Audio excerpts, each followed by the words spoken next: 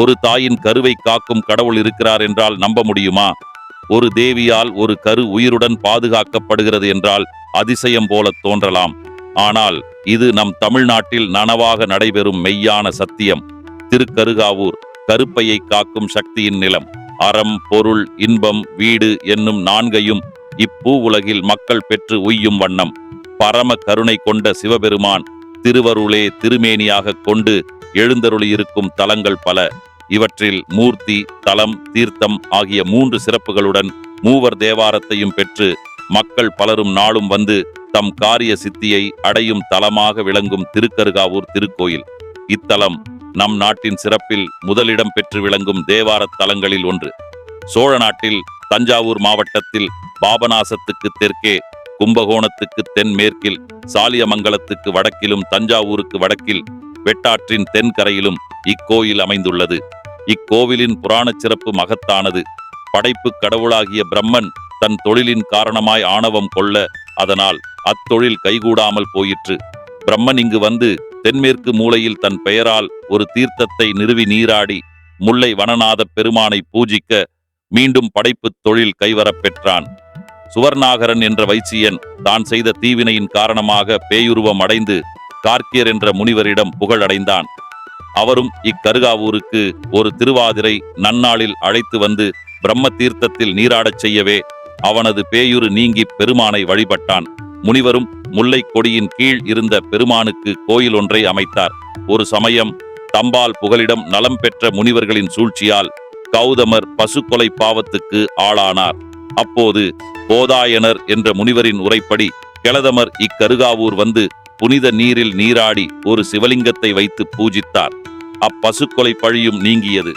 இவரால் அப்போது பூஜிக்க பெற்ற லிங்கம் கௌதமேசுவரர் என்ற பெயருடன் அம்பிகையின் சன்னதி எதிரில் ஒரு தனி கோயிலில் இருக்கிறது. மன்னர் குசத்துவசன் ஒருமுறை சத்திய முனிவரின் சொல்லுக்கு மாறாக அவர் இருந்த வனத்தில் வேட்டையாடி அவரது சாபத்தால் கொடும் புலியுருவை பெற்றான். பின்னர் அம்முனிவரை அவன் வணங்கி வேண்டிட அவர் கூறியபடி இத்தலத்தின் சத்திய கூப தீர்த்த விசேஷத்தால் மீண்டும் தன் சுய உருவை பெற்றான். இக்கோயிலை முப்போதும் திருமேனி தீண்டும் சிவாச்சாரியார்களுக்கு இல்லங்கள் அமைத்துக் கொடுத்தான். வைகாசி பெருவிழாவையும் தொடங்கி வைத்தான். சங்குகர்ணன் ஓர் அந்தண குமாரன். தன் வித்யா குருவின் விருப்பப்படி அவரது குமாரியை திருமணம் செய்து கொள்ள மறுத்தான். அதனால் அவரது சாபத்துக்கு ஆளாகி பேயுரு பெற்றான். பின்னர் தன் நல்வினை பயனால் இக்கருகாவூர் எல்லையை அடைந்ததும் பேய் உரு நீங்க பெற்றான். அன்று மார்கழி திருவாதிரை நாள் பிரம்ம தீர்த்தத்தில் நீராடி பெருமான் திருமுன் சிவபூஜை செய்து நற்பேறு பெற்றான். நித்துருவர் என்ற முனிவர் வேதிகை என்ற தன் மனைவியுடன் இத்தலத்தில் வசித்து வந்தார். ஒரு முறை இவரது மனைவி கருவுற்று இருந்தபோது அவளை தனியே தன் ஆசிரமத்தில் விட்டுவிட்டு வருணன்பால் சென்றார். அப்போது ஊர்த்துவபாதர் என்ற முனிவர் இவரது ஆசிரமத்தை நாடி வந்து தம் பசிக்கு உணவு கேட்டார். இவரது குரலை கேட்டும் அச்சமயம் கருவுற்றிருந்த வேதிகை தளர்ச்சி மிகுதியால் எழுந்து வந்து அன்னமிட முடியவில்லை. இதையறியாத அம்முனிவர் கோபமுற்று இராச்சையற்று என்ற நோயினால் வருந்துமாறு சாபமிட்டு சென்றார். இதனால் வேதிகையின் வயிற்றுக் கருவுக்கு ஊனம் வர அவர் இத்தலத்து பெருமானையும் பெருமாட்டியையும் வேண்டி துதித்தாள். இதனால் வயிற்றுக் கருக்காக்க பெற்று குழந்தை உருக்கொண்டது. பெருமானின் கட்டளைப்படி காமதேனு தன் பாலை சுரந்து அளித்தது. பின்னர் வந்த நித்துருவர் இந்நிகழ்வை அறிந்து மகிழ்வெய்தி இனி இத்தலத்தில் கருவுற்ற பெண்களுக்கு எந்த இன்னலும் வராமல் காக்க வேண்டும் என வேண்டிக் கொண்டார். அவ்வாறே இங்கு வசிக்கும் கருவுற்ற பெண்களும் வெளியூரில் இருந்த வண்ணம் இங்குள்ள பெருமானையும் பெருமாட்டியையும் வேண்டி நிற்கும் பெண்களும் வேதனையின்றி நலமாகவே குழந்தை பெறுகின்றனர். திருநாவுக்கரசர் தன் நினைவின்படி திருநல்லூரில் பெருமானது திருவடி தன் தலை மீது சூட்டப் பெற்ற பின் அங்கு தங்கியிருந்த நாள்களில் இத்திருக்கருகாவூருக்கு வந்து பெருமானை தரிசித்து இனிய பல சொற்களை கொண்டு சொல் மாலை சூட்டிச் சென்றார். திருஞான சம்பந்தர் தம் 5ஆம் யாத்திரையில் கொங்கு நாட்டிலிருந்து திரும்பி சோழ நாட்டின் பல தலங்களையும் தரிசித்து வரும்போது இங்கு வந்து கருகாவூர் கற்பகத்தின் செந்தழல் வண்ணத்தை ஏத்தி பாடிச் சென்றார். திருக்கலாவூர் என மக்களால் அழைக்கப்படும் இத்தலம் மாதவி வனம், முல்லை வனம், திருக்கருகாவூர், கர்ப்பபுரி என பல பெயர்களால் குறிப்பிடப்படுகிறது. மாதவி முல்லை கொடியை தல விருட்சமாக கொண்டுள்ளதால் மாதவி வனம், முல்லை வனம் என அழைக்கப்படுகிறது. தாயின் வயிற்றில் உள்ள கருவை காக்கின்ற சக்தி உள்ள ஊர் ஆதலால் திருக்கருகாவூர் என பெயர் பெற்றது. இக்கோயிலின் அமைப்பு இந்த ஊரின் 4 வீதிகளுக்கு இடையில் பாங்கு அமைந்துள்ள நல்ல நீள அகலத்துடன் உடையது. இதற்கு கிழக்கில் ஓர் ராஜகோபுரமும் தென்பக்கம் ஒரு நுழைவு வாயிலும் இருக்கிறது. உள்ளே நுழைந்ததும் வடபக்கம் வசந்த மண்டபமும், அடுத்து முதலில் அமைந்துள்ள பெரிய பிரகாரத்தில் சுவாமி கோயிலும், இதன் வடபக்கம் கொடியம்பிகைக்கு கோயிலும் தனித்தனி பிரகாரத்துக்குள் அமைந்துள்ளது. சுவாமி கோயிலுக்கு முன்னால் கொடிமரம், பலிபீடம், நந்தி ஆகியவையும், தென்கிழக்கில் மடப்பள்ளி நாயன்மார்களும், வடகிழக்கில் நடராஜர் சபா முன் மண்டபமும் யாகசாலையும் இருக்கின்றன. இதற்கு அடுத்து மேல் பக்கம் சுவாமிக்கு வடகிழக்கில் நடராஜர் சன்னதியும் நவக்கிரகங்களும், தென்பக்கம் சோமாஸ்கந்தர் சன்னதியும், அருகில் தென்கிழக்கில் தல விநாயகர் கற்பக பிள்ளையார் சன்னதியும் உள்ளன. உள்பிரகாரத்தில் நடராஜருக்கு எதிரில் சேக்கிழார், சந்தனாச்சாரியார், நால்வர் சன்னதிகளும், தென்பக்கம் தட்சிணாமூர்த்தி, நிருதி விநாயகர் சன்னதிகளும், மேல்புறம் அர்த்தநாரீஸ்வரர், மகாலட்சுமி சன்னதிகளும், வடபுறம் ஆறுமுகம், பிரம்மன், துர்க்கை, சண்டேச்சரரும் மற்றும் தல விருட்சமாகிய முல்லை கொடியும் அமைந்துள்ளன.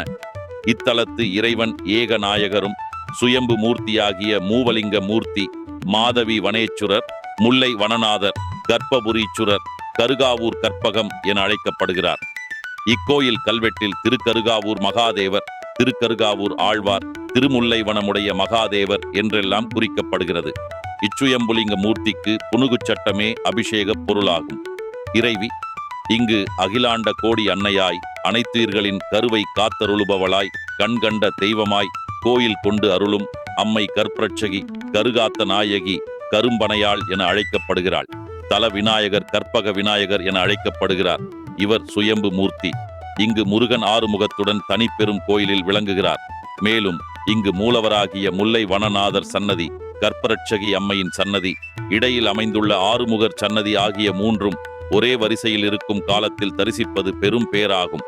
அதாவது மகேஸ்வர வடிவங்களில் முதன்மையானதும், மக்களுக்கு வேண்டுவனவற்றை வேண்டிய போது தரும் போக மூர்த்தியானதும், சிவாலயத்தே தனியாட்சி செலுத்தி தேரூர்ந்து விழா கொள்ளும் மூர்த்தியானதும் சச்சிதானந்த வடிவான சோமாஸ்கந்த மூர்த்தியே ஆவார். இந்த சோமாஸ்கந்த அமைப்பில் இங்கு மூன்று அமைந்து தரிசிப்பவர்களுக்கு புத்திர பேற்றையும், அப்புத்திர பேறு சிதைவின்றி கிடைக்க அக்கருவை காத்தருளுகின்ற அருள் பேற்றையும் வழங்கும் தலமாக விளங்குகிறது. எனவே சோமாஸ்கந்தர் வடிவமைப்பில் உள்ள இத்திருக்கோயிலை சுவாமி, அம்மன், சுப்பிரமணியர் மூன்று சன்னதிகளையும் ஒரு சேர வலம் வரச் சுற்று பிரகாரம் உள்ளது. தீர்த்தம் நம் நாட்டில் விளங்கும் பற்பல கிணறு, குளம், ஆறு, கடல் துறை போன்றவை சிவமயத்தன்மை பெற்று நீராடிய போது உடற்பிணியையும் போக்குகின்றன. இதை திருநாவுக்கரசர் சென்றாடு தீர்த்தங்கள் ஆனார் தாமே என்கிறார். இவ்வகையில் இத்தலத்தில் உள்ள தீர்த்தங்கள் க்ஷீரகுண்டர் எனும் பார்க்குளம், கோயிலுக்கு முன்னால் அமைந்துள்ள இத்திருக்குளம் தெய்வ பசுவாகிய காமதேனுவின் காலால் உருவாக்கப்பட்டது. சிவராத்திரி காலத்தில் பெருமான் இங்குதான் தீர்த்தம் அருளுகிறார். சத்திய கூபம் தீர்த்தம் சுவாமி கோயிலுக்கும் அம்மன் கோயிலுக்கும் இடையில் உள்ளது. இக்கிணறு கார்த்திகை மாதத்து அனைத்து ஞாயிறுகளிலும் முருகப்பெருமான் இதில் தீர்த்தம் அருளுகிறார். பிரம்ம தீர்த்தம் இத்திருக்குளம் இவ்வூருக்கு தென்மேற்கில் கற்சாலைக்கு கீழ்ப்பக்கம் இருக்கிறது. மார்கழி திருவாதிரையில் நடராஜ பெருமான் சிவகாமி அம்மையாருடன் இங்கு வந்து தீர்த்தம் அருளுகிறார். விருத்த காவிரி, காவிரியின் கூறாகிய வெட்டாறு இது. இதையே முள்ளிவாய் என்றும் புராணங்கள் கூறும். கோயிலுக்கு தென்மேற்கில் அமைந்துள்ள பூஜை படித்துறையில் கருகாவூர் பெருமான் வைகாசி விசாகம், பங்குனி உத்திரம் ஆகிய நாள்களிலும், பெருமாட்டி கற்பரட்சகி ஆடி பூர நன்னாளிலும் தீர்த்தம் அருளுகிறார். இங்குள்ள தலவிருட்சம் மிக பழமையான காலத்திலிருந்தே நம் முன்னோர்கள் கானகத்தை இருப்பிடமாக கொண்டு வாழ்ந்தனர். அப்போது இறைவனின் உருவத்தை மரத்தடியில் எழுந்தருளச் செய்து வழிபட்டனர். பின்னர் நாகரிக வளர்ச்சியில் காடு கெடுத்து நாடக்கப்பட்ட பின்னர் தெய்வங்களுக்கும் பெருங்கோயில்கள் எழுப்பப்பட்டன. கற்பரட்சாம்பிகையை நினைத்து வணங்கி 48 நாள்கள் தொடர்ந்து சாப்பிட்டு வர வேண்டும். கணவரால் நாள்தோறும் நெய் சாப்பிட இயலாவிட்டாலும் மனைவி தினமும் நெய் சாப்பிட்டு வர வேண்டும். நெய் சாப்பிடும் காலங்களில் உணவில் இதர பழக்க வழக்கங்களில் பத்தியங்களோ கட்டுப்பாடுகளோ இல்லை. இதர மருந்து சாப்பிடுகிறவர்கள் அதையும் தொடரலாம். பெண்கள் மாதவிலக்கு காலங்களில் 5 நாட்கள் நெய் சாப்பிட வேண்டாம். இவ்வாறு செய்தால் ஸ்ரீகற்பரட்சாம்பிகை அருளால் மகப்பேறு உண்டாகும் என்று இங்கு குறிப்பிடப்பட்டுள்ளது. இக்கோயிலில் சுவாமியையும் அம்பாளையும் வள்ளி தெய்வானையுடன் சுப்பிரமணியரையும் ஒரு சேர வலம் வந்தால் வேண்டியது கிடைக்கும் என நம்பப்படுகிறது. இத்திருத்தலம் சோமாஸ்கந்தர் அமைப்பில் உள்ளதால் இத்திருக்கோயில் பிரகாரத்தை ஒரு சேர 3 முறை வலம் வரும் தம்பதிகளுக்கு புத்திர பாக்கியம் கிடைக்கும் என்பது வரலாறு. கரு உருவாகும் அந்த நிமிடம் முதல் ஒரு தாயின் நெஞ்சத்தில் பசுமை மலர்கிறது. ஆனால் அந்த கருவை காக்கும் கடவுளின் அருள் இல்லையேல் ஒரு உயிரும் விளங்காது. அந்த அருள், அந்த உயிரின் பாதுகாப்பு, அந்த தாயின் அமைதி, இவை அனைத்தையும் ஒரே இடத்தில் பெற முடிகிறது. அதுதான் திருக்கருகாவூர் அம்பாள் கற்பரட்சாம்பிகையின் கோயில். உயிரின் தாய் இருப்பிடம். கர்ப்பமடைந்த பெண்கள் சுகப்பிரசவம் அடைவதற்காக இத்திருக்கோயிலில் ஸ்ரீ கற்பரட்சாம்பிகை திருப்பாதத்தில் விளக்கெண்ணெய் வைத்து மந்திரித்து கொடுக்கப்படும். இந்த விளக்கெண்ணெயை பிரசவ வலி ஏற்படும் போது வயிற்றில் தடவினால் சுகப்பிரசவம் ஏற்படும் என்று நம்பப்படுகிறது. கர்ப்பம் அடைந்தவர்களுக்கு எப்போதாவது அசாதாரண வலி தோன்றினால் அப்போது மந்திரித்த விளக்கெண்ணெயை வயிற்றில் தடவினால் வலி நின்று நிவாரணம் கிடைக்கும். இங்கு எழுந்தருளியுள்ள முல்லைவனநாதர் புற்று மண்ணால் ஆகியதாகும். எனவே சுவாமிக்கு அபிஷேகம் செய்வதில்லை. சுவாமியின் திருமேனியில் புனுகுச் சட்டம் மட்டுமே சாத்தப்படுகிறது. தீராத நோய் உள்ளவர்கள் சுவாமிக்கு வளர்பிறை பிரதோஷத்தில் புனுகு சட்டம் சாத்தி நோய் நீங்க பெறலாம். குழந்தை வரம் வேண்டுபவர்களுக்கும் குழந்தை பேறு பெற்றவர்களுக்கும் நாட்டிலேயே முதல் முறையாக தங்கத் தொட்டில் பிரார்த்தனை அறிமுகப்படுத்தப்பட்டுள்ளது. குழந்தை வரம் வேண்டுபவர்கள் நெய் மந்திரிக்கும் போது அம்பாள் பாதத்தில் உள்ள ஸ்கந்தரை தம்பதியர் பெற்று தங்கத் தொட்டிலில் ஈடுவதும், குழந்தை வரம் பெற்றவர்கள் தங்கள் குழந்தையை தங்கத் தொட்டிலில் இடுவதும் இங்கு முக்கிய பிரார்த்தனையாகும். இங்கு தினந்தோறும் அபிஷேகம் நடைபெறுகிறது. திங்கள் முதல் சனிக்கிழமை வரை காலை 8 மணி மட்டும் அபிஷேகம் செய்யப்படும். ஞாயிறு அபிஷேகம் கிடையாது. இப்புனித தலத்தில் கருவும் காக்கப்படும், கண்ணும் காக்கப்படும், வாழ்க்கையின் எல்லா வாஞ்சைகளும் சித்திக்கப்படும் திருக்கருகாவூர். கருவில் உயிர் வருவது கடவுளின் செயல். ஆனால் அந்த உயிர் சுகமாய் உருவாக வேண்டுமானால் திருக்கருகாவூரின் அருள் தேவைப்படும். கற்பரட்சாம்பிகையை நம்புங்கள், உங்கள் வாழ்க்கையும் மாறும். இங்கே சென்று ஒரு முறையாவது தெய்வ தரிசனம் செய்வோமாக. வாழ்க்கையில் அருள் பெறுவோம். ஆன்மீக புரிதலில் ஹலோ சந்திரன்.